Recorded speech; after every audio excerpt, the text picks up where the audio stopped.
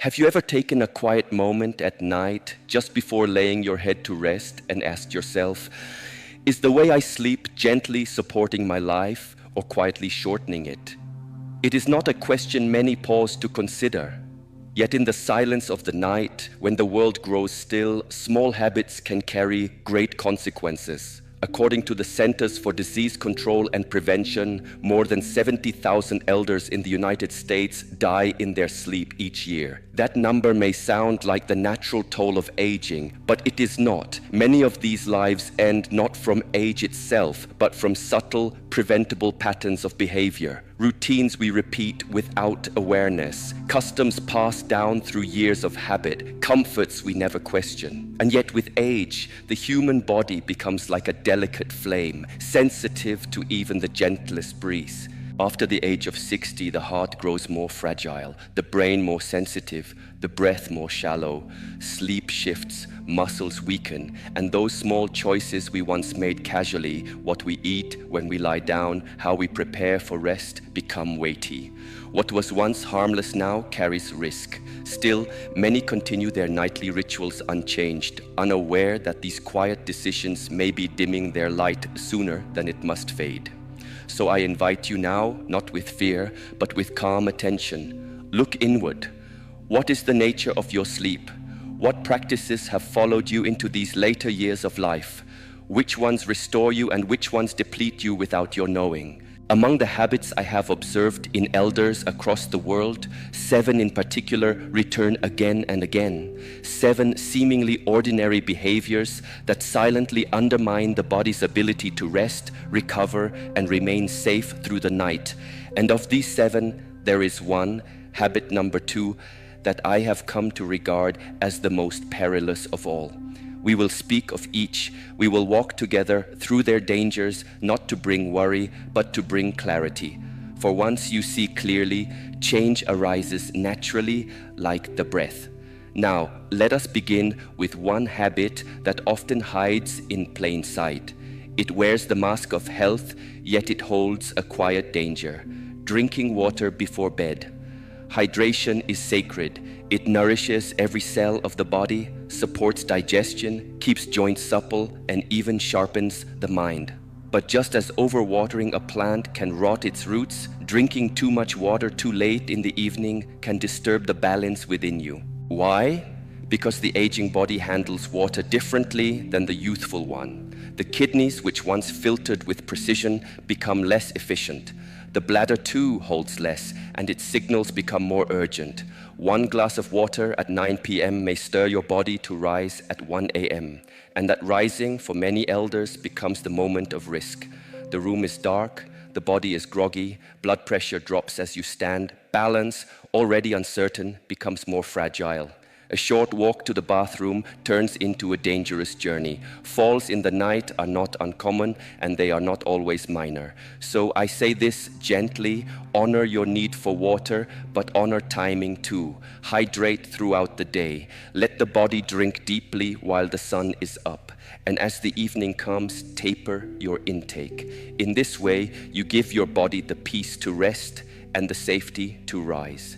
There is a moment, sometime between waking and sleep, when the world is quiet but not yet still. You rise from your bed, half dreaming, the night around you thick with shadows. Your breath is shallow, your feet uncertain. You reach for balance, but it no longer greets you like an old friend. Your blood pressure falls as you stand. The body, in its aging wisdom, is slower to respond. And what once was a simple walk to the bathroom becomes, in truth, a passage through danger. This is not mere imagination. It is the lived reality of many elders. According to the Centers for Disease Control and Prevention, falls are the #1 cause of injury-related hospitalizations among seniors. And many of these falls do not happen in busy streets or icy sidewalks. They happen at home, in the stillness of night, between the bed and the bathroom.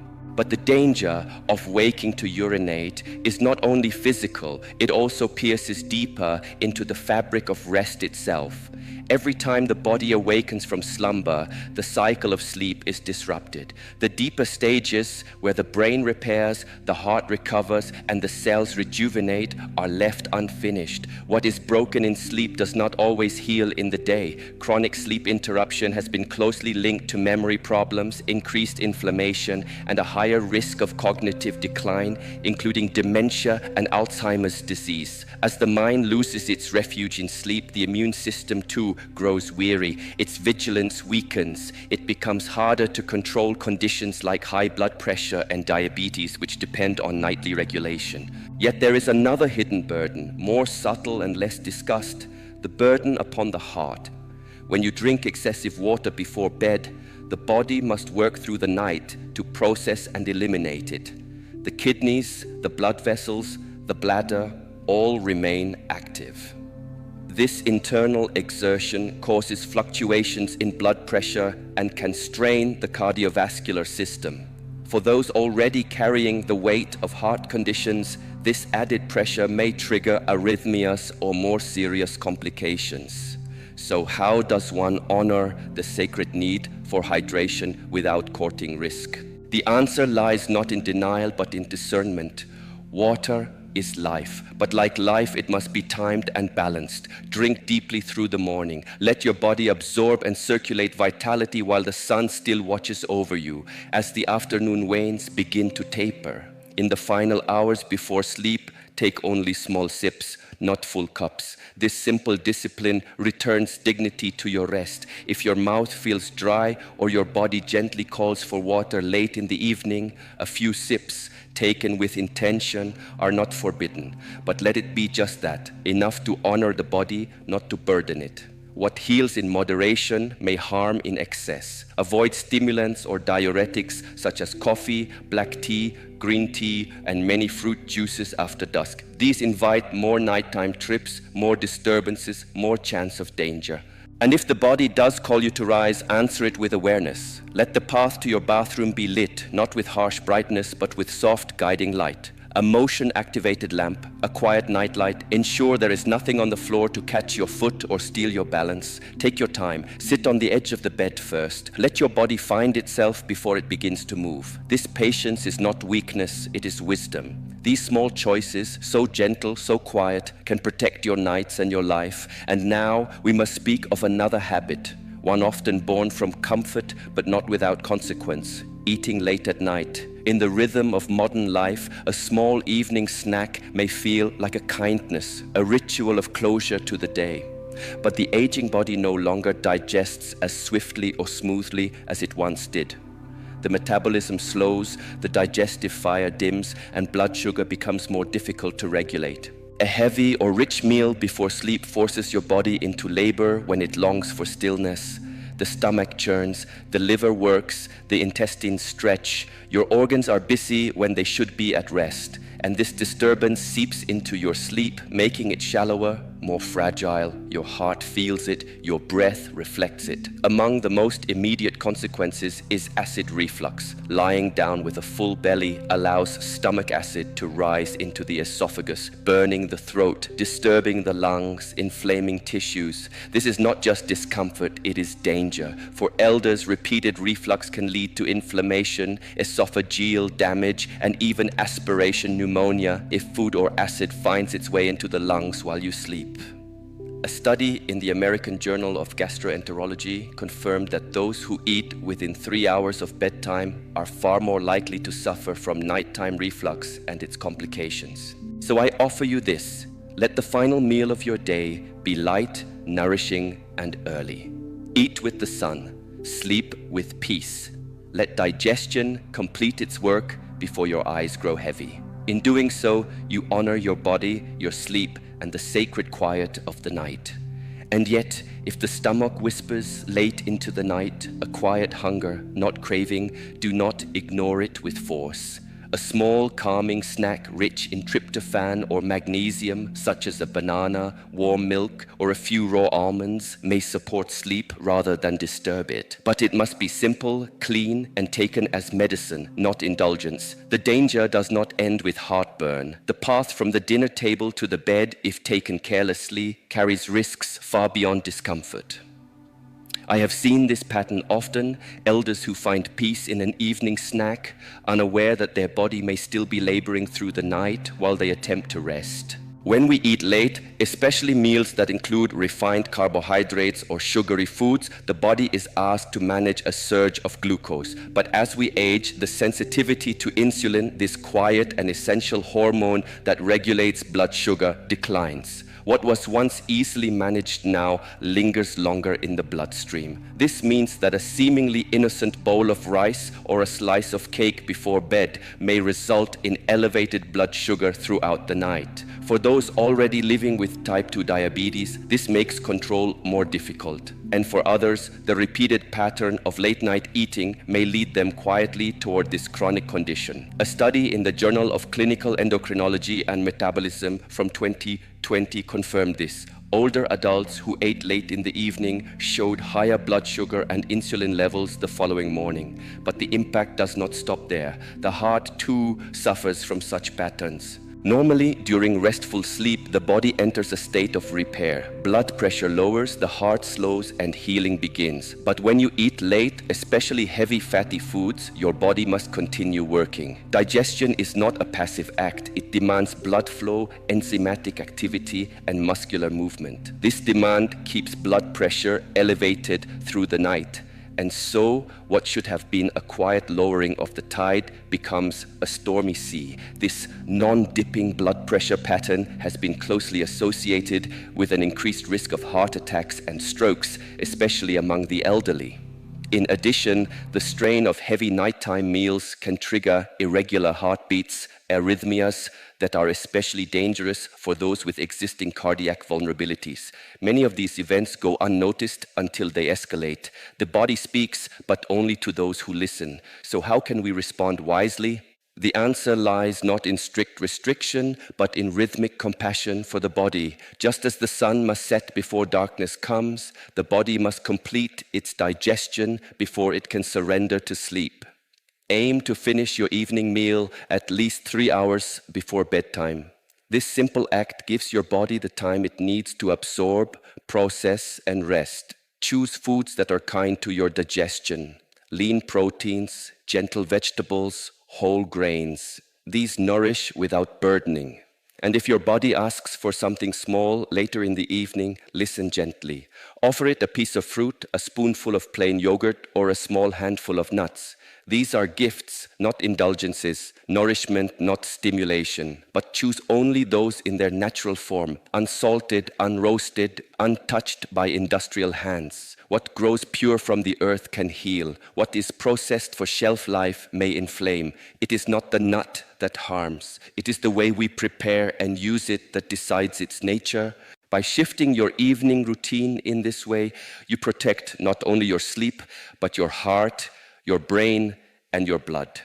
You allow the body to do what it was designed to do: rest, recover, regenerate. And now we arrive at a habit more subtle, yet no less serious: the way we sleep, the posture in which we surrender to the night. Most of us do not question it. We curl into the same position night after night without a second thought. Yet for those of us in later stages of life, this position is not without consequence. The most problematic: sleeping on your back, the supine position. It may feel natural, even comfortable, but gravity, silent and constant, plays a hidden role. When you lie on your back, your tongue and the soft tissues in your throat gently collapse backward. For some, this causes snoring. For others, especially those with undiagnosed sleep apnea, it can partially or even fully block the airway. Research from the Mayo Clinic's Sleep Disorder Center found that backsleeping can increase breathing difficulties by as much as 40% compared to sleeping on your side. This is not a trivial concern. When oxygen flow is restricted during sleep, the body suffers quietly. Breathing may pause and restart many times, each time starving the brain of oxygen, each time placing more stress on the heart. Over time, this can raise blood pressure, damage brain tissue, and greatly increase the risk of both stroke and cardiac events. One study published in the Journal of Clinical Sleep Medicine revealed that seniors who sleep on their backs face a 22% higher risk of nocturnal cardiac events compared to side sleepers. But the consequences do not end with the heart or lungs. For those with acid reflux or hiatal hernias, sleeping on the back allows stomach acid to flow more easily into the esophagus. This erosion happens silently, night after night, until one day it speaks. Many suffer in silence, yet not from noise. There is a kind of suffering that arrives without a sound in the quiet of the night. It flows upward, not from the mind, but from the stomach, silent nighttime reflux. For those who sleep on their back, this condition becomes more than discomfort. It becomes a hidden danger. Acid from the stomach rises silently into the esophagus, burning the lining, inflaming tissues over time. But the damage doesn't stop there. Sometimes that acidic fluid does not stay confined. It can travel higher, finding its way into the lungs. This rare but serious event is known as aspiration. And when it occurs repeatedly, it increases the risk of pneumonia or, in some cases, esophageal cancer. But the story of how we sleep does not end with the lungs or digestive tract. It continues deeper still into the brain. Recent research from Stony Brook University reveals something profound. Sleeping on your back may reduce the brain's ability to clear waste by as much as 63%. The brain, even in rest, is active. It cleans itself, flushing away toxins and harmful proteins, including those linked to Alzheimer's disease and other forms of dementia. But this vital process is most effective when the body lies on its side, particularly the left. So while back sleeping may feel restful on the surface, beneath that stillness, waste lingers longer. And over time, that subtle inefficiency may quietly accelerate cognitive decline. Yet even the right side has its burdens. Sleeping on your right can place pressure on major blood vessels that lead from the heart, potentially impeding circulation and raising the risk of heart failure in those already at risk. So then, what is the safest way to surrender to sleep? The answer, both ancient and scientific, is simple: the left side. Sleeping on your left side improves blood flow, supports digestion, reduces reflux, and enhances the brain's waste-clearing system. It also lowers the likelihood of nighttime stroke. In traditional medicine, the left side has long been associated with rest and restoration. And now modern science has come to the same wisdom. For many, this position may not come naturally. Habits formed over a lifetime are not easily changed, but the body, like the mind, can be gently retrained. Use a firm pillow between your knees to align your spine. Place another behind your back to discourage rolling. A supportive neck pillow can cradle the head, preventing tension and strain. If you suffer from reflux, even a small adjustment, such as raising the head of your bed by a few inches, can bring relief. It is not about force or perfection. It is about small, consistent choices. By learning to sleep on your left side, you offer your body a gift, a safer, deeper, more restorative night. And now, let us turn to another comfort that can quietly turn against us: heat. Many older adults seeking warmth and softness overheat their sleeping spaces. The room is closed, blankets are heavy, the air grows thick, but the body, in order to rest deeply, must first cool itself. This natural drop in core temperature is what signals the brain to enter the deepest stages of sleep. When the room is too hot, above 70 degrees or 21 degrees, that cooling process is disrupted. The body resists. You toss, you wake, you rise groggy instead of restored. And for seniors, the risk is greater. With age, our ability to regulate body temperature fades. We become more vulnerable to overheating. According to research published in the American Journal of Geriatric Psychiatry, older adults who sleep in warm rooms lose up to 30% of their slow-wave sleep. This is the very stage when the immune system heals, the brain stores memory, and the body repairs its cells. Missing this stage is not merely about feeling tired, it leads to higher inflammation, elevated blood pressure, and weakened immunity. Over time, the consequences ripple outward, raising the risk of heart disease, diabetes, and cognitive decline. So the lesson is simple. Create a sanctuary of cool stillness. Use light, breathable bedding, open a window, use a fan. Let your bedroom invite rest, not just for the body, but for the spirit. For in that quiet, cool space, healing begins. It is not only rest that slips away in the heat of the night, it is also memory. The same study that warned of sleep disruption in overheated rooms found something even more sobering, that chronic sleep loss triggered by a warm environment can accelerate the decline of memory associated with aging. In other words, the cost of a hot bedroom is not just restless tossing, it is forgetfulness, confusion, a mind less sharp, less free. But the harm does not stop there.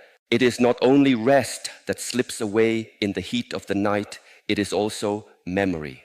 The same study that warned of sleep disruption in overheated rooms found something even more sobering, that chronic sleep loss triggered by a warm environment can accelerate the decline of memory associated with aging.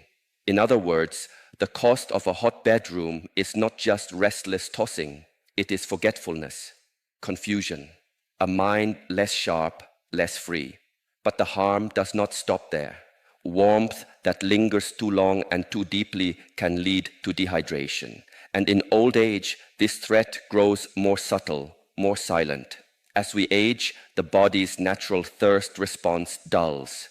We no longer feel thirsty in the same way, even when the body is losing water. And yet, night sweats, so easily overlooked, drain fluids and electrolytes. The blood thickens, circulation slows, the risk of blood clots increases. Irregular heartbeats or arrhythmias may arise. In extreme cases, the combination of heat and dehydration may lead to stroke. For those already living with heart or lung conditions, the burden of heat is heavier still.